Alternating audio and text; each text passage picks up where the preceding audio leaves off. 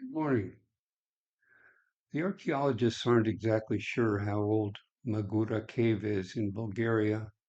Some say 3,000 to 6,000 years old, but what I find interesting is that you already get a sense of the zodiac and the four ram cycle and drama from Orion and Sirius and trouble from the first point of Aries where blue star and red star get together for the eye, next to Aquarius.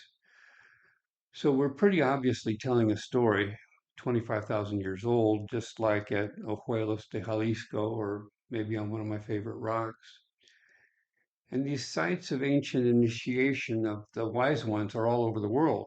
Chauvet Cave or Lascaux or the ancient megaliths and caves in Armenia, Spain, England, Scotland, Africa, Australia, ancient groves in the Americas, petroglyphs absolutely everywhere. Nobody in academia purports to understand any of it. In that way, the leadership can maintain the illusion that this place is not on a clock.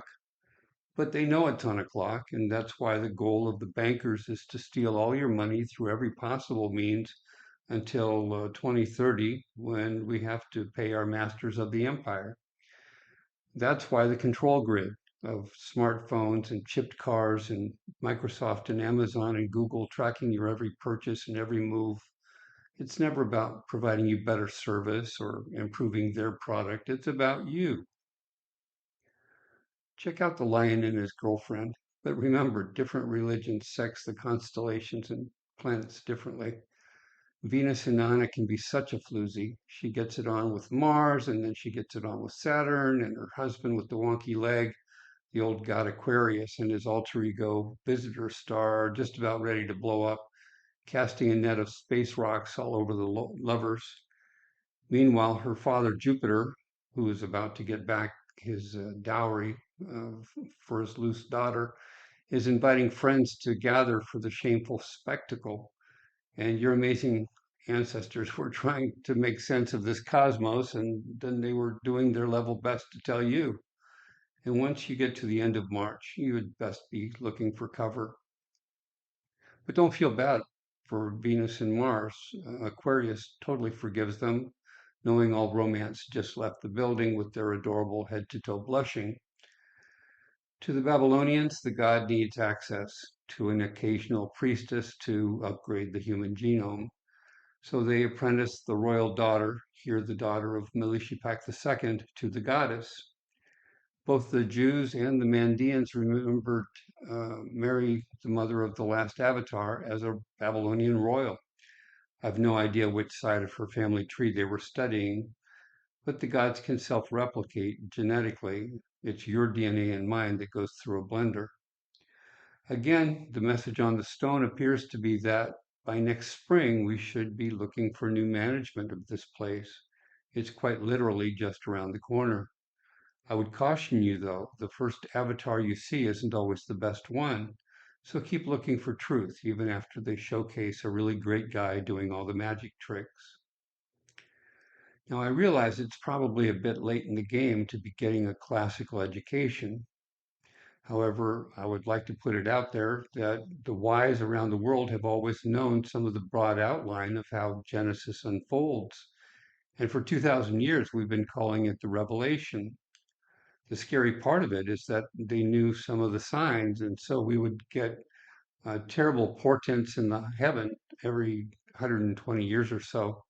And there were enough false calls, like Jonah at Nineveh Gate. And yes, I'm guilty as well, that God said, just forget about prophecy. And for that matter, you can throw away any little gimmicks you might have heard from the Babylonians or the Gypsies or the Celts and just leave alone all those Kuduru stones of the Sumerians and Akkadians and Assyrians. And as a matter of fact, here's a curse on Damascus. Just watch it disintegrate back into the desert. I think I mentioned last time that you would have guys like Jonah, Jeremiah, John the Baptist, and Jesus just freaked out about sign after sign after sign happening in their lifetimes.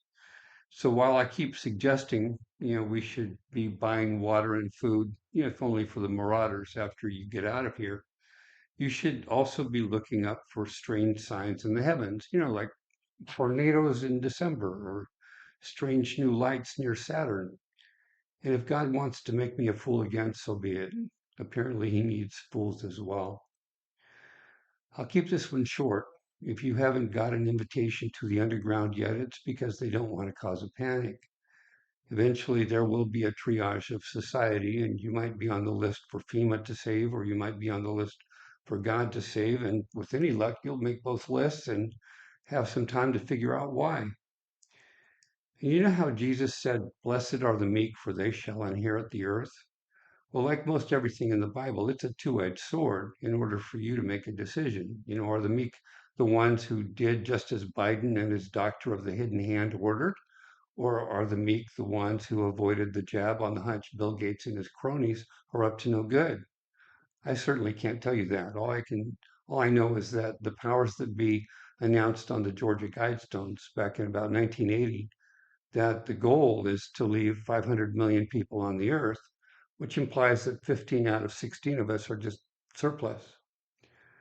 I only remember a few places in the Bible talking about millions. Once Rebecca is promised an heir who will keep a cap on the gates of Israel's enemies, and that's in the broad sense of the tribes, not necessarily the little state of the hexagram. Once there are huge end times armies of the Antichrist headed to the Middle East, and then there are at least 100 million angels winging their way to heaven. Maybe our current mess is exactly what John and Jesus were talking about. We'll see. Shema bless you and keep you, now and forever. Take care.